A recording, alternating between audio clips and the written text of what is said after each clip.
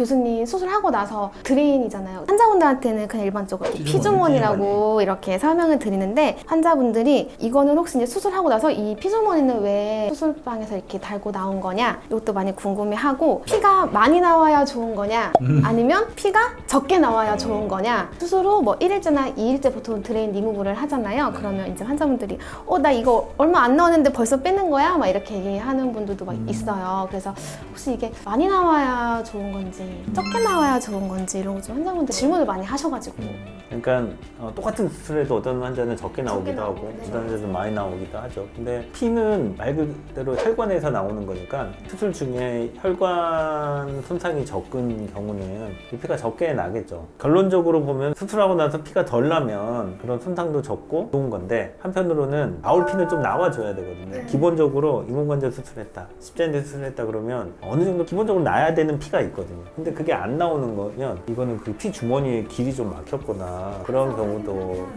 있어요. 그래서 많이 나와야 좋다, 적게 나와야 좋다 이런 건 아닐 것 같고요. 대신 이제 넣었으면 이제 막히지 않고 충분히 나올 만큼 나와주는 게 중요할 것 같습니다. 그러면 계속 둬서 피를 계속 빼면 좋지 않느냐라고 생각할 수도 있지만 이게 몸의 외부랑 통하는 관이 있으면 염증이 생길 가능성이 있잖아요. 그리고 그것 때문에 재활이 지연되거든요. 피주머니가 있으면 환자들이 잘 안 움직이잖아요. 불편하니까. 그래서 빨리 빼고 재활을 시키는 게 나은 경우에는 피가 안에서 조금 나오긴 하지만 그래도 이제 빼서 재활을 시키는 쪽으로 하고 빼는 게 이제 염증이 생길 가능성을 좀 줄이기 때문에 주말에 뺀다. 간단한 수술하면 하루 있다가 빼고 좀 큰 수술하면 한 이틀이나 3일 있다가 빼고. 큰 수술이라고 하시는데 또 인공관절 하면 전방 십자인대 수술보다는 좀 양이 더 많이 나오기도 하고 보통 한 이틀째까지는 이제 보시고 빼잖아요.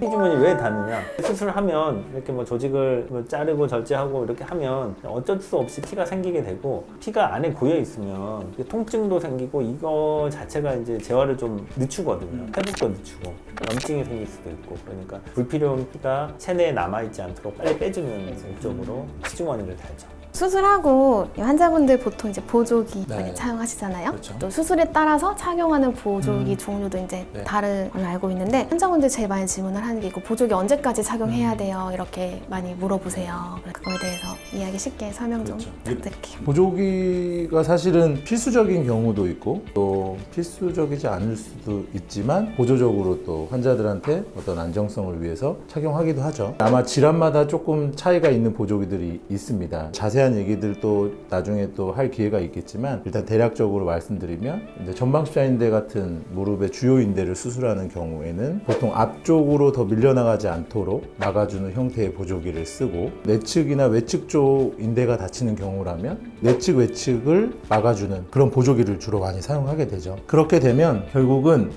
대략적으로 보통 이제 한 달에서 길면 6주 정도 범주까지 착용을 하게 되기 때문에 대략적으로는 그 정도 시기까지 착용하게 된다라고 생각하시면 좋을 것 같아요. 타주에서 6주 정도 착용을 한다라고 네. 생각을 하면 되겠네요. 네. 또 수술하고 나서 샤워는 언제부터 할 수 있고 저 언제부터 목욕탕 가도 돼요? 막 이렇게 얘기하시는 분들이 많아요. 제가 재밌는 얘기를 하자면 원장님도 그때 아마 회진도 때 들으셨겠지만 어떤 분은 이제 인공관절 수술을 하고 목욕탕에 가서 이렇게 목욕을 하면 상처가 벌어진다. 그래서 이제 무서워서 목욕탕을 못 가겠다. 그러니까 이렇게 회진 때 한 분이 이렇게 말씀을 하셨잖아요. 그래서 언제부터 혹시 목욕탕 가도 되는지 2주 정도면 팔다리에 있는 찢어진 상처는 다 붓거든요. 다른 염증이 없으면 붓기 때문에 그 뒤에는 사실 물 정도 닿는 거는 상관없거든요.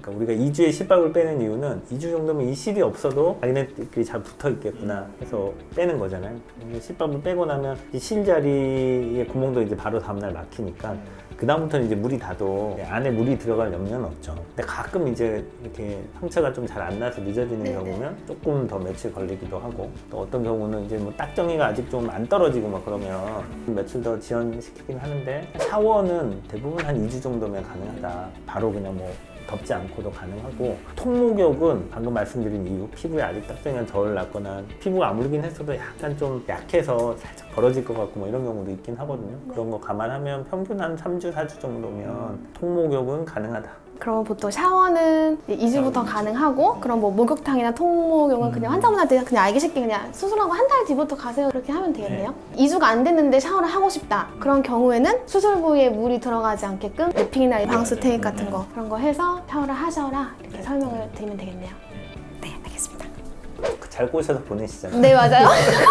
한 번 안 보냈다가 저희 센터장님이 또 혼이 난 적이 있어가지고 수술하고 다음 날부터 사실은 가능하다고 봐야죠.